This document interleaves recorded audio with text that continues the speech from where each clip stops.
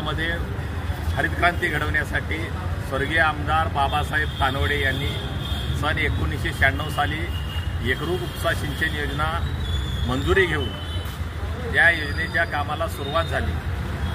त्यानंतर बाबासाहेब तरडे यांच्या निधन झालं आणि मग पुढे मेत्रे साहेब आमदार झाले।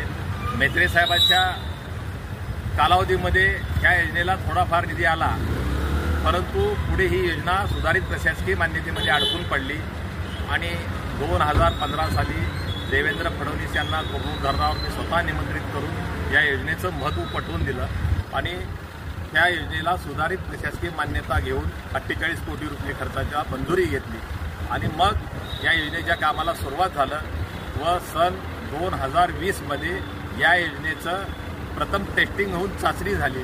त्यामुळे एकरूप उपसा सिंचन योजनेमध्ये मूळ बाबासाहेब तारडे यांनी या योजनेला जन्म दिला। सिद्धाराम म्हेत्रे यांनी मध्यंतरीच्या काळामध्ये प्रयत्न केले, त्यानंतर अंतिम टप्प्याचं संपूर्ण काम मी स्वतः केलेलं आहे। त्यामुळं एकरूप सिंचन योजनेच्या कामामध्ये इतर कोणाचंही श्रेय नाही किंवा सध्याचे जे आमदार आहेत सचिनदादा कल्याण शेट्टी यांच्या नशिबाला फक्त त्या योजनेचं बटन दाबण्याचं भाग्य आलेलं आहे। एवढंच या ठिकाणी मी आज सांगू इच्छितो। धन्यवाद।